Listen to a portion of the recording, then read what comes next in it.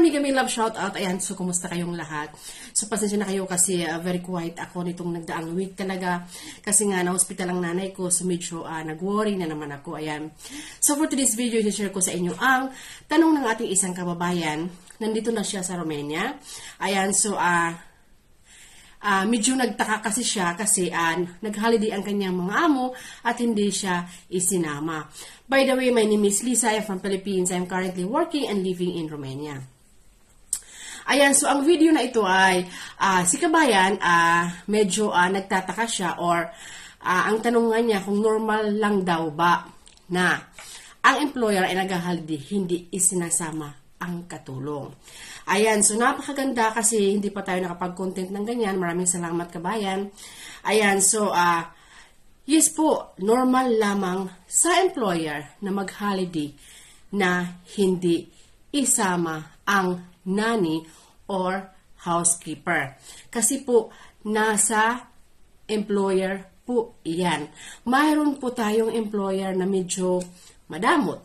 Mayroon po tayong employer na walang pakialam. May mga employer tayo na ayaw mag-alaga ng kanilang mga anak during holiday, kaya isinasama yung mga nanny.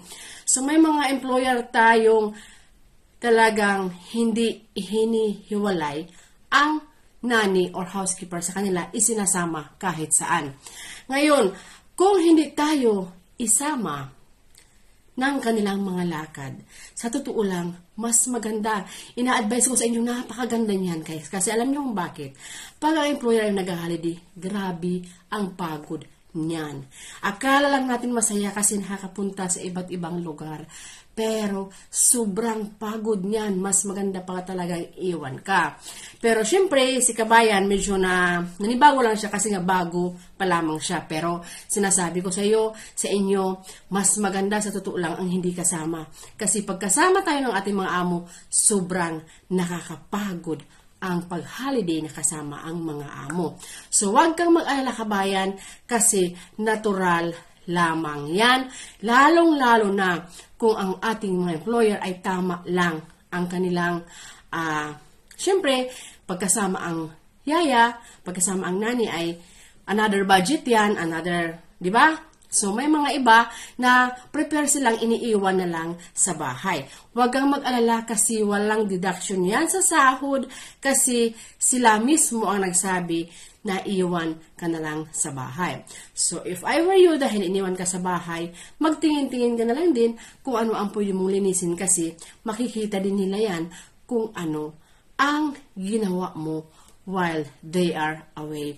Anyway, pwede natin sabihin, kasi nasa trial ka pa lang, tinitest ka nila kung hanggang kailan ka or yung para makuha talaga yung tiwala nila sa'yo.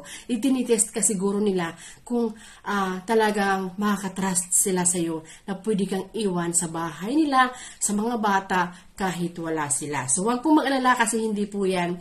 Nag-worry kasi sa kabayan, baka daw may deduction sa sahod niya. Wala pong deduction yan.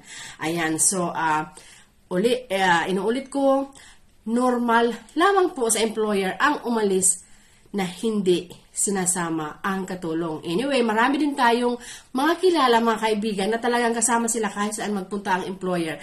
Kahit sa Maldives, kahit sa Amerika, kahit sa lahat ng bansa sa Europa kasama ang mga katulong kasi mayayaman po. So, kung medyo alam natin na hindi natin sinasama, baka lang naman ang ating mga amo ay tamang-tama lamang, di ba? So, huwag kang mag-alala sis. Ulit. Please, magtingin-tingin na lang kung ano ang mayroon na pwedeng palinisan sa bahay para pagbalik nila, maging happy sila. Mag-iingat po lahat. God bless. Bye!